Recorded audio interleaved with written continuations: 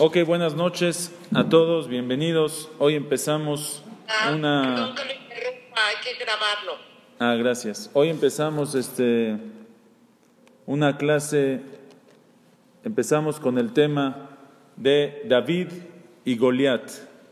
¿Sí? El tema de David y Goliat. Be'ezrat Hashem. ¿Cómo estás, Rafa?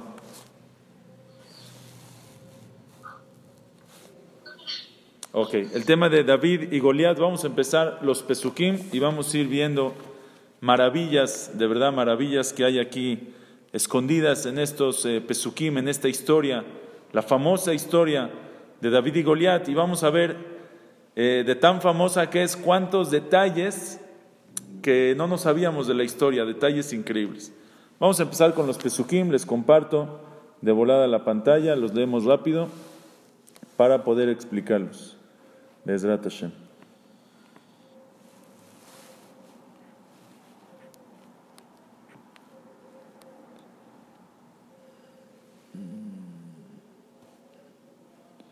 Ok, dice el pasuk, Vayasfu es Shemuel Aleph, Perek Yudzain, pasuk Aleph, Perek 17, pasuk Aleph, Vayasfu, Pelishtim et Machanehem la Milchama. Juntaron los Pelishtim, sus campamentos, su ejército a la guerra. Vayasfu, Sojo, Asher y Yudá se juntaron en la ciudad de Sojo, que le pertenecía a Yehudá, quiere decir, entraron hasta Eretz Israel. Vayahanu ben Sojo u ben Azeka, y pasaron todavía a Sojo y acamparon entre Sojo y entre Azeka, Be'efes Damim, un lugar que se llamaba Efes Damim. Ahí se juntaron. Explica el Malbim cómo se atrevieron los Pelishtim a llegar a la guerra en contra de Israel si apenas hace poco había sido la guerra de Jonatán en contra de los Pelishtim. Los que estuvieron aquí en las clases pasadas estudiamos que hubo una guerra tremenda, que Jonatán fue solito en contra de los Pelishtim y mató ahí a muchísimos Pelishtim y volvieron a tomar las ciudades. Israel volvió a tomar las ciudades. ¿Qué pasó? Que en tan poco tiempo los Pelishtim se voltearon y otra vez llegaron a guerrear en contra del pueblo de Israel. Dice el Malbim, ya que Shaul estaba débil, Shaul estaba deprimido, Shaul estaba triste, la depresión, la tristeza que tenía Shaul, eso se reflejó en el pueblo. El pueblo tenía la moral muy muy baja y a causa de eso los Pelishtim dijeron, este es el momento. Si Shaul está enfermo y el pueblo tiene la moral baja, vamos, tenemos el momento, vamos en contra de ellos. Y así se juntaron, y dice el Malbim, no nomás se juntaron, sino llegaron, se atrevieron a llegar a Sojo, que está en Yehudá. Yehudá eran los fuertes, y de todas maneras llegaron a Sojo, que está en Yehudá. Dice Pasuk Bet ve Shaul, veish Israel, Shaul y todos los hombres de Israel, el ejército de Israel, Nesfu, también se juntaron. Vayahanu be'emek ha'ela, y acamparon en Emek ha'ela, en este lugar que se llama el Valle de Elá. Vayarhu milchama likrat pelishtim, y prepararon la guerra frente a los Pelishtim. Ahora, ¿cómo estaban acomodados? Dice el Pasuk, Pelishtim omdim elahar mize, los Pelishtim estaban encima de la montaña de un lado, ve Israel omdim elahar mize, Israel estaban en la montaña del otro lado, ¿sí? Veagai benehem, y había un valle, estaba entre los dos. En eso, entre que los dos campamentos, uno está frente al otro y solo falta solo falta lo que sea para empezar la guerra. Vayetze isha benaim mi machanot pelishtim, salió el hombre de Benaim, el hombre de entre ellos, ¿sí? O el hombre en que estuvo o sea, que se pasaba al lugar de en medio, por eso isha benaim, el hombre de en medio, porque se pasaba al medio de entre los dos campamentos. Vayetze isha benaim mi machanot pelishtim, del campamento de Pelishtim, Goliat Shemo, que se llamaba Goliat, era su nombre. Govho Shesh Amot Vazaret, era un gigante, medía 6 amot, 6 codos, Vazaret, 6 codos y un poquito, 6, o sea, pasando los 6 codos y un dedito más. 6 codos, cada codo son 48 centímetros, son más o menos 3 metros que medía este Goliat, así de gigante que era. Y cómo venía todo armado, Vekova Nehoshet al Roshó, dice el pasuk, tenía un casco, un sombrero, un casco de cobre en su cabeza, Veshirion Kaskasim Hulavush, y tenía vestido un shirión, que es como ¿cómo se dice shirión? Armadura. Una armadura de Kaskasim. Kaskasim, en hebreo son se me olvidó hoy el idioma. Kaskasim son lo que tiene el pescado, las escamas. Entonces se veían como escamas de fierro, de metal. Eso lo cubría, estaba hecho este shirión, ¿cómo dijeron que se llama shirión? Armadura. Esta armadura que tenía estaba hecho de tipo de kaskasim, de estos, así de bolitas, de pelotitas de fierro, con que eso se cubría, así era su armadura, de tipo de escamas. Entonces dice, Shirion Kaskasim Ulavush, estaba vestido con esta armadura de estos Kaskasim, Hameshet Alafim Shekalim Nehoshet. Era tan pesado, tan fuerte, que pesaba 5,000 shekalim de cobre, era su peso. Umitzhat Nehoshet al Raglav. Aparte de eso, tenía unas protecciones de unas tipo rodilleras de Nehoshet, de cobre en sus pies, para cubrirse los pies también. Vejidón Nehoshet ben Ketefav, y tenía un jidón de cobre entre sus hombros. Aquí hay dos explicaciones en los Mefarshim, que es este jidón Nehoshet que tenía entre los hombros. Hay quien dice que su casco que le cubría la cabeza, atrás en la parte de su nuca le salía una parte de cobre también. O sea, era un casco que bajaba y le cubría también su cuello. Entre los dos ketefot, ben ketefav, entre sus hombros, que es el cuello que está entre los hombros, lo cubría también. Y hay quien dice que jidón es una lanza. Entonces la parte de sus armas que tenía en la mano, que ahorita vamos a ver, tenía entre sus hombros, tenía también una lanza. Por cualquier cosa, saca la lanza por atrás entre sus hombros y mata a su enemigo. Ve'etz janito, ¿sí? Ve'etz janito que menor orgim. El mango de madera que tenía su lanza, que tenía en la mano, era tan fuerte y tan pesado que menor orgim, como la máquina para tejer. Velahevet janito, y el fierro de su lanza, el pico de la lanza, el filo de la lanza, shesh meot shkalim barzel, pesaba 600 shekalim de fierro. Venose atziná olech lefanav, y frente a él tenía un ¿cómo se llama? Un escudo frente a él. Tenía un escudo frente a él. O sea que él estaba súper armado, Goliat. Vayamot se paró entre los dos campamentos, se bajó de la montaña, se paró en el valle. Vaikra el Ma'arjot Israel, y empezó a llamar al ejército de Israel. Empezó a gritar y a decir, Vayomelaem, les dijo, Lama tetzeu la'aroch milchama. Les dice, oye, ¿por qué quieren salir a la guerra? ¿Para qué hacemos guerra? Vamos a ahorrarnos toda la sangre. Aló anoji pelishti.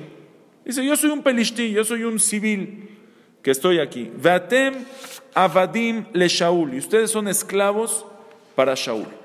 Berulahem ish veyeredela, y escojan un hombre y que baje a pelear conmigo. ¿Qué dice aquí? Dice el Targum que cuando él les dice anoji pelishti, yo soy el pelishti, no les dice anoji pelishti, yo soy uno cualquiera pelishti, les dice anoji ha pelishti, yo soy el pelishti. I am the Palestine, the Philistine, yo soy el filisteo.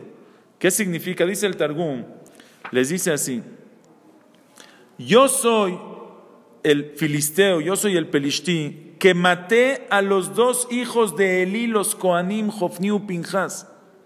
Unos años atrás, cuando Elí a Cohen había muerto, era una guerra en contra de los pelishtim, que los pelishtim mataron a Jofni y a Pinjas, los dos hijos de Eli. Usheveti y Atarón, que llamá de Hashem, dice, y yo cautivé el Aarón con las lujot, él se las llevó, y yo lo llevé a casa de Dagón. Yo soy esa persona.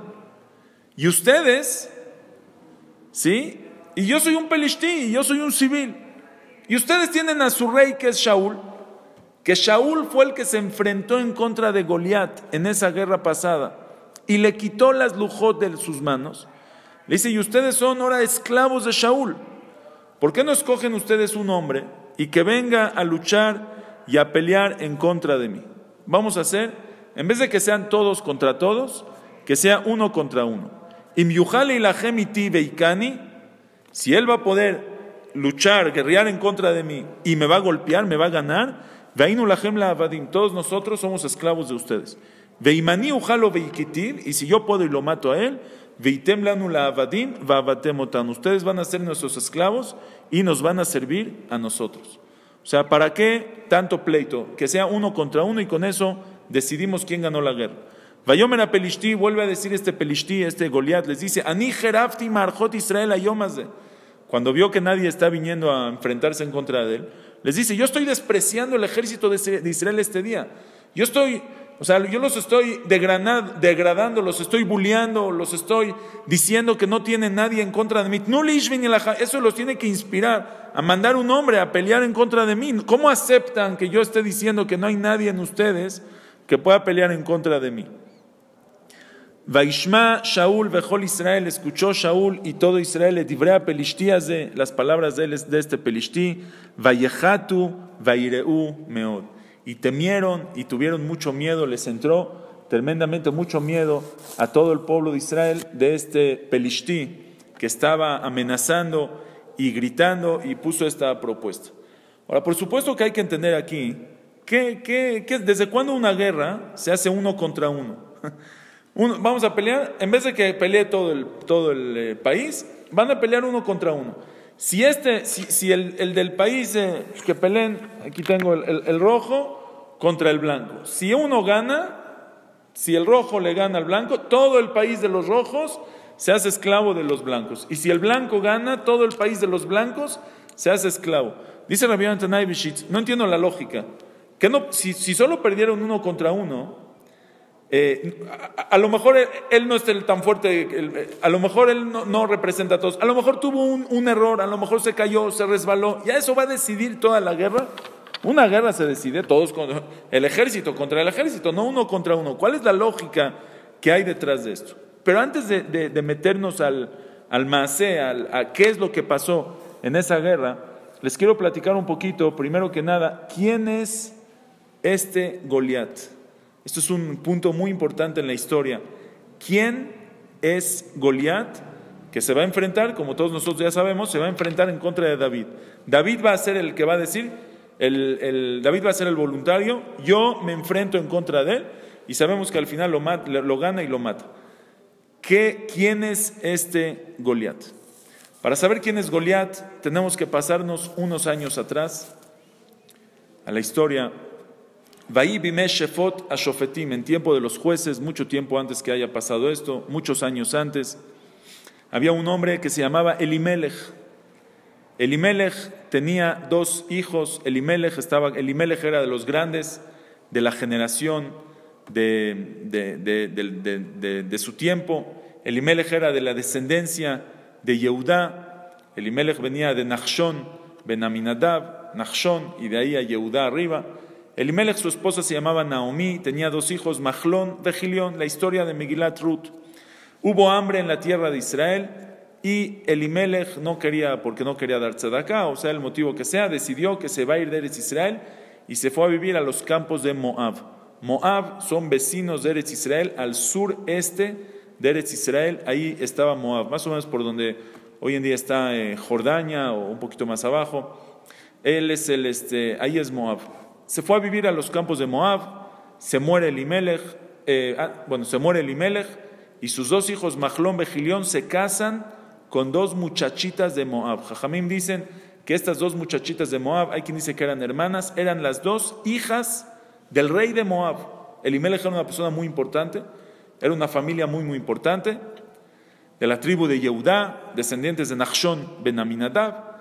El presidente de la tribu de Yehudá, se casan sus dos hijas, que una se llama Orpá y una se llama Ruth, con los dos hijos de Mahlón de Gilión.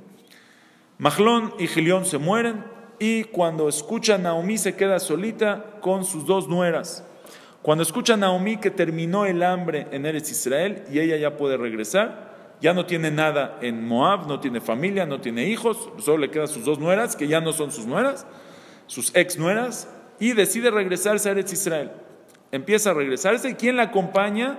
Estas dos muchachitas, Ruth y Naomí, las dos la acompañan. Dice el pasuk, Batelachna baderech lashuv el Eretz Yehuda. Están yendo en el camino para regresar a la tierra de Yehuda.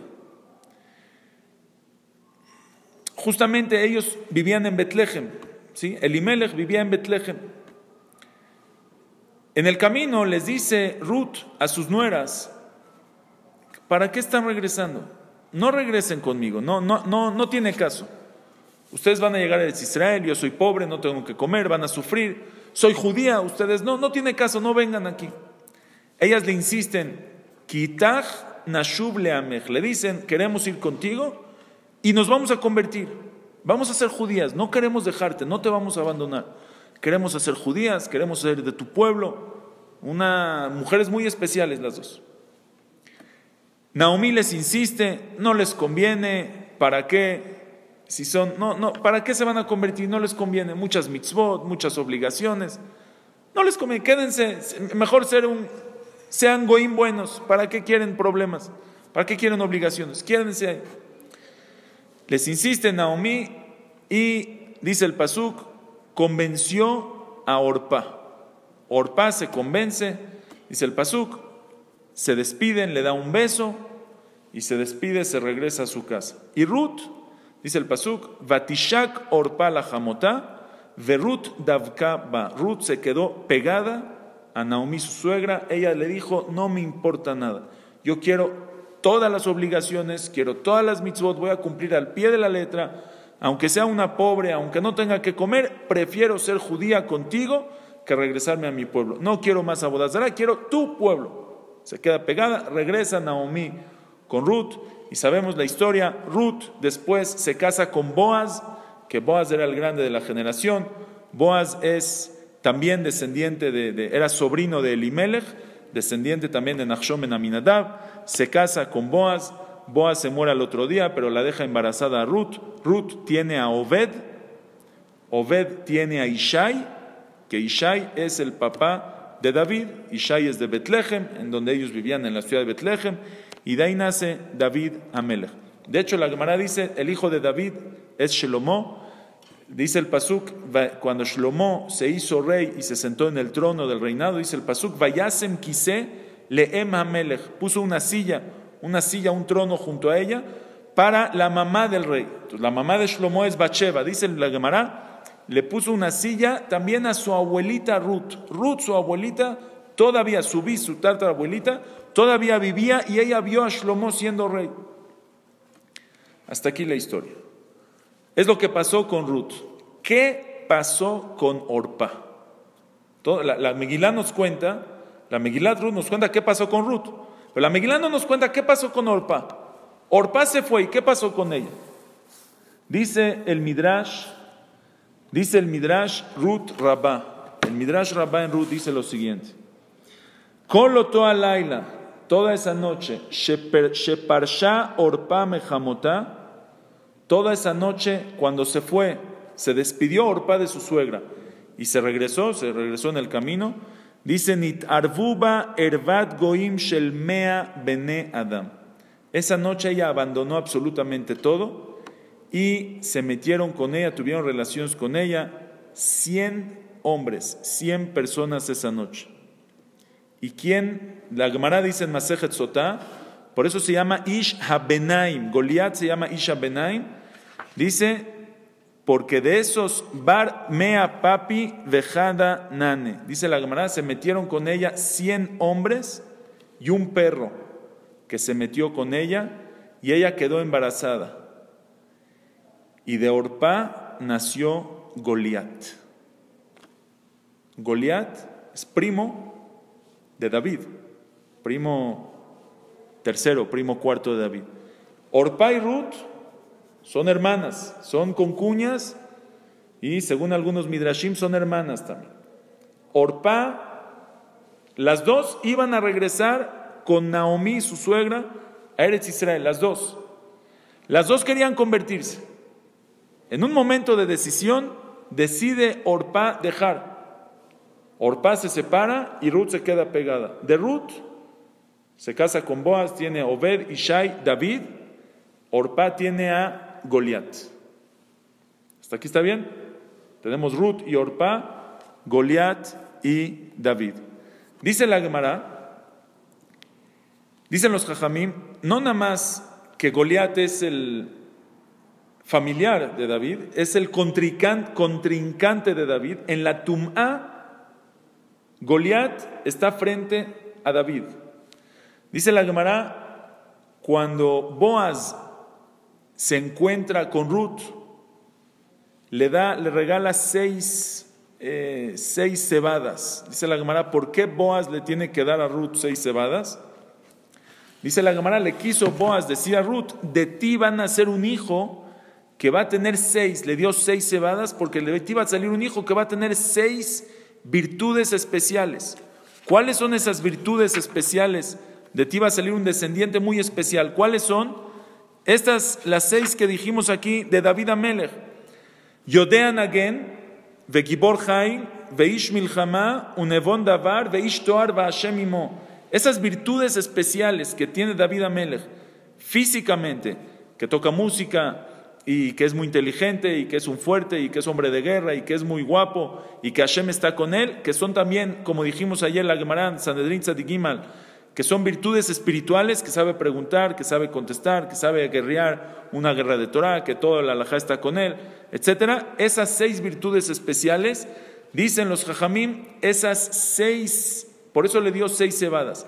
Esa gdulá, esa grandeza que tiene David en el número 6, que Ruth recibió en el número 6, y que de Ruth sale David, que por eso se llama David Sherivá et HaKadosh Baruj Hu, que toda su vida era agradecer y alabar, usar su boca para alabar a Kadosh Baruj Hu. De Orpá sale lo opuesto, sale la fuerza de los 6 del lado de la Tumá, por eso mide 6 codos, Shesh Amot, porque es el otro lado opuesto, del lado de la Tumá, de la impureza de David, y en vez de usar su boca para alabar a Hashem como David, usa su boca para despreciar al pueblo de Israel y para degradar y para lejaref. Lejaref es maldecir, Marjot Israel, al pueblo de Israel, y a Hashem también, que despreció también a Kadosh Baruj Hu. Ese es el opuesto, ese es Goliat y ese es David. Ahora aquí vean esto increíble. ¿Cómo es posible? ¿Cómo es posible que una mujer Orpá, ¿sí? Orpá son las mismas letras de P-Ra, porque de ella salió Goliat, que tenía la boca P-Ra, al contrario de Ruth, que salió David, que Rivá, como Ruth, Rivá la Kadosh Baruj Hu, con Shirot Betishbachot, que estuvo cantando toda la vida. Ahora vean esto increíble, bueno, esto interesante. ¿Cómo puede ser que Orpá, que estaba en un nivel, estaba cerca, estaba a un pelito de convertirse a judía, estaba a un pelito de ser judía, ella quería, insistió en convertirse, tenía mucha kedushá en ese momento, tenía mucha pureza? ¿Cómo puede ser que la misma noche que se volteó y se fue, llegó a un lugar tan bajo de meterse con 100 hombres y un perro y que de ella salga Goliat? ¿Cómo puede ser el opuesto tan grande, tanta kedushá, que estaba igualita que Ruth? ¿Cómo puede ser que de ella salió tanta tum'á y el opuesto de Ruth, de tanta kedushá, tanta pureza? Dicen los Jajamim, la explicación que dijimos el otro día, dicen los Jajamim, la voy a repetir, dicen los Jajamim lo siguiente: las fuerzas de la tum'á, de la impureza, no pueden entrar en un lugar donde hay kedushá. Un lugar donde está lleno de kedushá, de pureza, de santidad, las fuerzas de la impureza no pueden entrar. Por eso una persona, un yehudí vivo, no es tamé, no se hace, no me tamé, no impurifica. ¿Por qué? Porque tiene mucha kedusha. La impureza no entra. Segundo dato, la impureza, las fuerzas de la impureza, las fuerzas de la tum'a, viven de la kedusha, de la pureza. Porque la vida, Akadosh Baruj Hu es la fuente de la vida. Ki mecha mekor haim, con Hashem está mekor haim, la fuente de la vida viene de Akadosh Baruj Hu, de ahí viene la vida. Las fuerzas del mal, la tum'a, necesita vivir, pero ellas no pueden, no se conectan con Akadosh Baruj Hu. Entonces ellos tienen que chupar de la kedusha, de la fuerza de la kedusha que sí está apegada con Akadosh Baruj Hu, de esa fuerza de pureza, de ahí ellos agarran para vivir. Por eso, de los pecados de la persona, una persona que tiene kedusha peca, usa su kedusha para pecar, le está dando vida, comida a las fuerzas de la tum'a. Eso se llama nitzotzota kedusha, etc. Entonces, la fuerza de la tum'a todo el tiempo quiere entrar y absorber, chupar, vivir de la fuerza de la impureza, de la tum'a. Así explica el Orah Haim HaKadosh. Pero cuando hay kedusha no puede. ¿Qué pasa cuando la kedusha se va? Cuando la pureza, cuando la santidad se vacía, queda un vacío impregnado, pegado de algo que tenía kedusha antes. Entonces todas esas fuerzas de impureza se meten para chupar la kedusha que quedó en ese lugar. Como dice el Orah Haim HaKadosh, hay un bote lleno de, un jarroncito lleno de miel. Cuando tú vaciaste la miel, todas las moscas se van a pegar ahí para chupar lo poquito que sobró. Por eso un goy cuando se muere, no me tamé, un goy no impurifica a nadie cuando está muerto. ¿Por qué?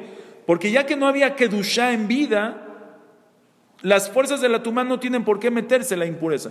Pero un yehudí cuando estaba vivo que tenía una neshama super kedusha, una neshama, un alma pegada a Kadosh Baruj Hu, mucha kedusha, cuando se va esa neshama a los 120 años y el cuerpo queda pegado, le queda pegado sobras de esa kedusha, de la neshama, del alma que hubo, todas estas fuerzas de impureza se meten al cuerpo y lo impurifican. Dicen los jajamim, eso fue lo que pasó con Orpá.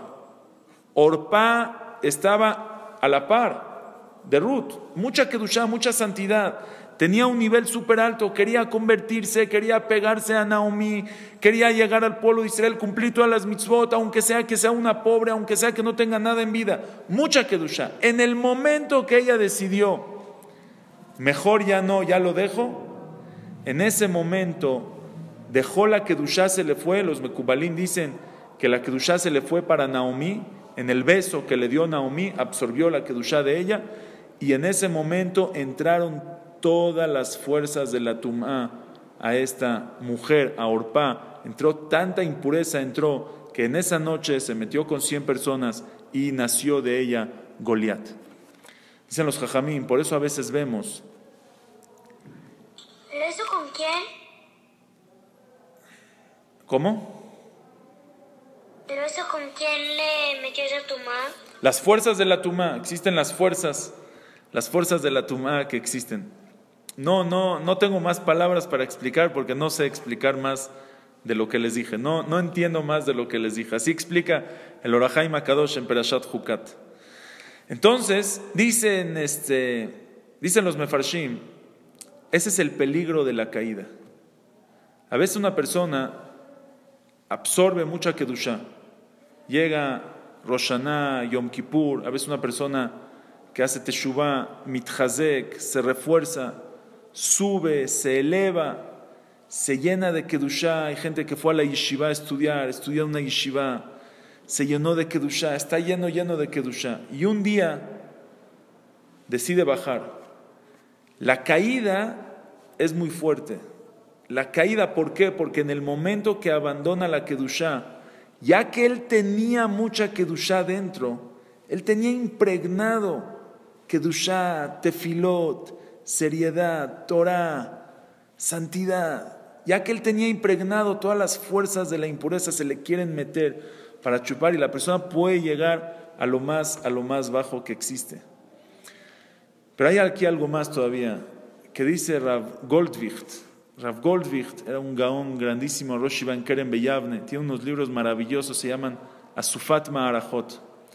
Dice Rav Goldvicht, dice lo siguiente, dice, Orpá, toda su vida que estuvo todo el tiempo, todos esos años que ella estuvo con Orpá, con Naomi, su suegra, se estuvo mejorando, se estuvo elevando. Cuando una persona estudia Torah, cumple mitzvot, se acerca a Kadosh Baruj Hu, su nefesh, su alma se va haciendo cada vez más grande, se va haciendo más especial, adquiere virtudes, adquiere fuerza, una fuerza especial que tiene. Cuando esta persona se cambia de bando, cuando esta Orpá decidió dejar la Kedushá, dejar el lado de Kodesh, el lado de la Torah, el lado de Hashem, y se fue, regresó a donde vivía, ella se fue con todas las fuerzas que tenía. Era ya una persona un gigante que agarró todas esas fuerzas que adquirió y las usó para la tumá, las convirtió en el lado malo, y de ahí sale Goliat. Dice el Hatam Sofer algo increíble.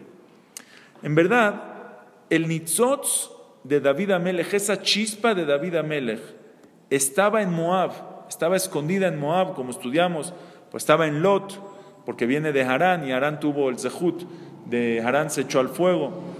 Harán, bueno, se los digo rápido. ¿Por qué? ¿Qué Zehut tiene Moab, este pueblo de Moab, que de él sale David Amelech? Entonces Moab nace de Lot y sus dos hijas. Lot, su papá era Harán, el hermano de Abraham Avinu.